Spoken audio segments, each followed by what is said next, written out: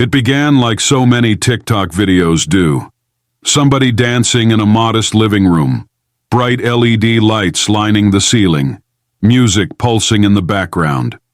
At first glance, there was nothing special. A goofy smile, a trending audio clip, and the occasional jump cut filter. But on the far edge of the screen, in a dimly lit corner, something odd flickered into view. Hardly anyone noticed, and those who did likely dismissed it as background clutter. Yet for one viewer scrolling late at night, that quick glimpse triggered an unmistakable memory. The user paused, rewound, and squinted at the screen. A distinctive painting hung askew on the wall, slightly torn in the corner. A painting that used to belong to a girl who disappeared 15 years ago, never to be seen again. Ready to enter today's mystery maze? Like this video, subscribe, and hit the bell icon for more cases like this. Drop a comment below and let us know what you think. The same painting whose last known photograph had shown it in her childhood bedroom on the day she vanished. Was it possible? Could a random TikTok upload have caught the faintest ghost of a 15-year-old cold case? Over the next few days, that single comment, "Is that from the McAllister case?" would spark an online frenzy. Within a week, law enforcement quietly reopened an investigation that everyone thought was long dead, and by the time the dust settled, a deeply guarded secret would finally come to light. 15 years earlier, in the quaint tree-lined community of Hemlock Grove, a high school sophomore named Sarah McAllister vanished without warning. She was last seen the evening of May 17th, at a friend's birthday party. Neighbors remember her wearing a green hoodie, her curly brown hair tied back in a loose ponytail. She'd offered to run home early to check on her family's dog. Nothing seemed out of the ordinary. By dawn the next morning, Sarah's parents realized she never came back. Their frantic calls to friends turned up no leads. The McAllisters contacted the police, but she had left no trace. No footprints on the garden soil. No suspicious cars spotted on camera. In the weeks that followed, the entire community scoured the woods and the lakeshore. Missing person posters bearing her photograph covered telephone poles, gas station windows, and local shops. The heartbreak was unimaginable, yet the McAllisters clung to hope. For 6 months, volunteers joined in day after day. They held candlelight vigils, offering prayers for Sarah's safe return. In every speech, her mother, Rebecca, vowed that she would not rest until her daughter was found. But as seasons passed, the leads dried up and the media moved on. The tragedy shifted into grim folklore, a cautionary tale parents told their children, "Be careful out there. You never know what might happen." Hemlock Grove quietly moved on, but the McAllisters never did. Even though the case appeared to have hit a dead end, rumors persisted among the townspeople. One rumor centered on a classmate, Matt Harris, who'd left the party soon after Sarah. Others whispered about a suspicious out-of-town visitor allegedly seen lurking around the block that night. The police followed every tip, knocking on doors, even interviewing traveling carnival workers who'd been in the area. Nothing stuck. As the years rolled on, a dedicated detective named Denise Lawson quietly refused to let Sarah's file grow dusty. Denise had been green on the force at the time, just a rookie assigned to help with missing person interviews. Something about the case wouldn't let go of her. She'd grown up only a few towns over, and the McAllisters could have been her own family, had fate dealt a different hand. So while other cold cases stacked up, she kept a single Polaroid from the McAllister home tacked to her office corkboard. It showed Sarah's bedroom, bright purple walls, a half-finished collage of photos pinned above her desk, and a small painting, unremarkable except for its worn edges, hanging near her bed. As more recent investigations took precedence, Denise's visits to the McAllisters became less frequent. But she never stopped scanning new leads for anything that echoed Sarah's name. She could never have guessed that, over a decade later, a platform called TikTok would turn everything upside down. When the curious viewer commented on the TikTok about the painting from the McAllister case, it initially got lost among the usual swirl of likes and replies. But the comment was intriguing enough that it began to rack up interest. Suddenly, more people were pausing the clip, zooming in, taking screenshots.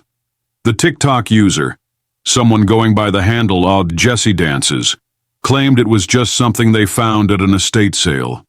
Nothing nefarious about that, right? But soon, the conversation exploded. Reddit forums fired up threads dissecting every frame of the video. Side-by-side comparisons showed a torn edge on the painting that matched the tear from the old McAllister bedroom photo. People started tagging local news stations, local true crime vloggers, anyone who might put eyes on this bizarre coincidence. One of those tags landed in Detective Denise Lawson's inbox. She nearly dismissed it as just another wild conspiracy theory until she opened the link. Lost in the maze? Hit like, subscribe, and turn on notifications for more unsolved mysteries. Don't forget to share your thoughts in the comments. A chill ran through her. The painting in the video was so distinctive, and the tear aligned perfectly with the photograph pinned on her board. Questions whirled. How had it ended up in a random living room? Who sold it? And most importantly, could it unlock the door to Sarah's disappearance? Denise found the account that posted the video. She tried sending a direct message. Then she took a deep breath and picked up the phone. It was time to reassemble an investigative team. Suddenly, 15 years of dead-end frustration felt like it might break open.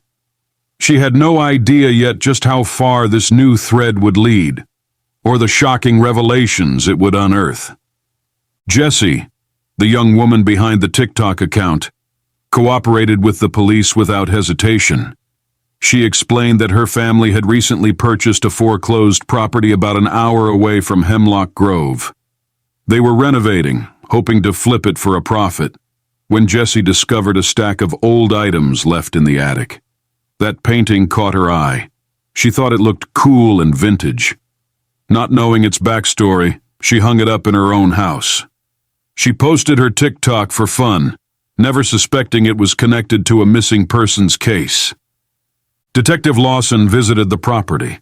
The old house was a dilapidated ranch once owned by an eccentric landlord who'd been renting it out sporadically for over a decade. The landlord, now deceased, had left no organized records of who stayed there. Peeling floral wallpaper hung in strips, the floorboards creaked ominously under every step, and dusty furniture lay abandoned as if its owners left in a hurry. Tucked inside a broken closet door, Lawson found a faint scribble of what looked like initials, SM. The writing was childlike, but it was impossible to confirm whether Sarah had left her mark or if it was sheer coincidence. Nonetheless, the discovery made Lawson's pulse quicken. If Sarah was somehow kept here, who was involved? And why had they left clues behind in such a careless manner? The deeper Lawson and her team delved, the more questions piled up. Suddenly, a second piece of evidence came to light. An old utility bill found in the property's rotted-out mail slot. It was dated just 3 weeks after Sarah vanished, and it was paid for in cash by someone whose name didn't match any known tenants. A name that had surfaced briefly in the original investigation. Someone who lived on the outskirts of Hemlock Grove and had once been questioned about a suspicious vehicle sighting. Martin Blake was an unassuming figure in Hemlock Grove's outskirts. A middle-aged handyman who drifted from job to job. He had never raised overt suspicion, at least not enough for an arrest. Back when Sarah disappeared, Martin had told police he was out of town working on a construction site. No one ever thoroughly verified his alibi beyond a quick phone call to a cousin who claimed Martin was with him. There was nothing conclusive to tie him to the case, so the police moved on. The new lead, however, suggested Martin paid that utility bill under an alias. If Martin had access to that rundown property, did he bring Sarah there? Was she held captive? Did something worse happen? All of it was speculation, but speculation that demanded follow-up. Detective Lawson reached out to the cousin again, only to learn that the cousin had never been entirely sure about Martin's timeline. He was in and out, the relative said. I just told the cops we'd been together because Martin asked me to. I didn't think it was a big deal back then. This revelation was explosive. It meant Martin's alibi was shaky from the beginning. And with the painting from Sarah's bedroom materializing at a place Martin might have rented or had access to, suspicion escalated from mild interest to urgent priority. Lawson issued a request for Martin Blake's current whereabouts. But in a final twist, local records indicated Martin had skipped town just 2 months ago. No forwarding address, no known phone number. Once again, the past threatened to repeat itself. A lead that appears promising, only to vanish like smoke. Meanwhile, Sarah's parents found themselves caught between renewed hope and dread. With each phone call from Detective Lawson, they wrestled with the possibility their daughter might still be alive, or that the truth might reveal an even darker reality. Anxiety burned through them during each passing day, conjuring old memories. Sarah's mischievous grin whenever she sneaked a cookie before dinner, the way she stuck post-it notes on every mirror in the house to leave silly messages. They reached out to a local pastor who'd led prayer vigils years ago. Once again, they gathered a small group of neighbors and supporters in the local church hall. Candles flickered as heartfelt pleas echoed through the dimly lit space. Some prayed for Sarah's safe return, some for a resolution so the family could finally find peace, one way or another. In a deeply private moment, Sarah's mother confided her nightmares to Detective Lawson. In my dreams, she's always just out of reach. I see her standing on the other side of a glass window calling my name. When I wake up, I don't know if it means she's alive or if it's just guilt that I couldn't protect her. For Lawson, hearing this confession only solidified her resolve. 15 years was far too long for a family to live in limbo. Sarah deserved justice, or at least an answer. Compelled to move quickly, Lawson's tech-savvy partner, Officer Jeremy Kim, began combing through Martin Blake's digital footprint. Although Martin's phone number had been deactivated and his bank account closed, an old email address tied to him remained active. It appeared occasionally in online marketplaces, listing random items for sale. One particular ad drew Kim's attention. A vintage bedroom set described as having some wear and tear on the edges. The attached photo was poor quality, but the shape of the bed frame was strikingly similar to what the McAllister family used to have in Sarah's room. The bed had been sold only a few months earlier, and the transaction took place at a storage facility on the outskirts of Hemlock Grove. Security camera footage from that day was minimal, but it showed a bearded man wearing a baseball cap, face turned away from the lens. Another dead end, except for one clue. The license plate on the buyer's truck was partially visible, enough to run a partial match. Kim cross-referenced it with vehicles registered in the next county, landing on a single match for an old pickup still in operation under a new name. The buyer's contact info led to a small farming town in a neighboring state, and a property now rented by none other than Martin Blake under a different alias. In the early hours of a misty morning, law enforcement from Hemlock Grove coordinated with state troopers to quietly approach the rural address. Tall pines surrounded a shabby log cabin. Weeds reached knee-high, and rusted metal scraps were scattered near a rundown shed. As they advanced, Detective Lawson felt her heart pound. Could Sarah be here, or was this just another dead end? They knocked on the weathered door. No answer. They circled the perimeter and spotted footprints leading to the shed. Inside, they found Martin Blake, crouched over a makeshift workbench. Before he could flee, they apprehended him. At first, he panicked, insisting he had no idea what they were talking about. But as soon as Detective Lawson uttered Sarah McAllister's name, Martin's entire demeanor shifted. His face turned ashen. A thorough search of the cabin revealed the bed from Sarah's old room. Tucked in a trunk was a small stack of Polaroid photos, apparently from the foreclosed property. In one image, a teenage girl with curly brown hair stood in a corner, expression haunted. The date scribbled on the back was 6 weeks after Sarah went missing. 6 weeks. That alone was a revelation. It confirmed she was alive for at least a month after her disappearance. But did any clues indicate what happened next? Under intense questioning, Martin broke down. He claimed that on the night Sarah went missing, he offered her a ride, telling her he was a friend of her parents. When she realized he was lying, they argued. But Martin insisted he only meant to scare her and didn't know what else to do. He drove her to the rental house, planning to release her eventually. However, as days turned to weeks, Martin felt trapped in his own crime. One lie stacked on top of another, until there was no simple way out. He confessed that Sarah had tried to escape multiple times, and in one final desperate attempt, things got physical. Martin claimed she hit her head badly in a fall. Believing her dead, he panicked and buried her. But the question loomed. Was she truly dead, or could she have survived? Authorities demanded the location, and Martin led them to a remote clearing behind that same rundown property where the painting had been found. There, after hours of digging, they discovered human remains. Dental records would later confirm they belonged to Sarah McAllister. In a single crushing moment, every glimmer of hope shattered. Yet for the McAllisters, there was finally a grim conclusion. News of the discovery spread through Hemlock Grove like wildfire.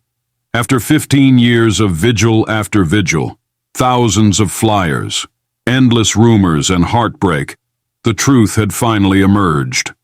Residents lined the streets, placing white ribbons on fence posts and mailboxes in memory of Sarah.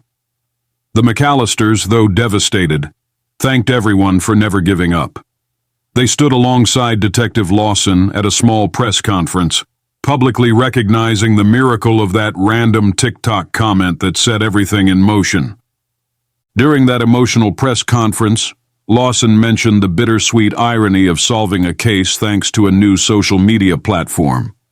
She spoke of the countless hours spent investigating leads and rechecking dead ends, only for fate and the internet to intervene at last. While no one could return Sarah to her family alive, at least her memory would no longer remain in limbo. In the aftermath, Martin Blake was charged with kidnapping, false imprisonment, and second-degree murder. He awaits trial, but the evidence is overwhelming. For Detective Lawson, the resolution marked a career-defining moment, one that underscored how persistence, technology, and a community's unwavering watchfulness can converge to reveal a truth buried for far too long. As the seasons change, visitors driving through Hemlock Grove still see the small park dedicated to Sarah McAllister.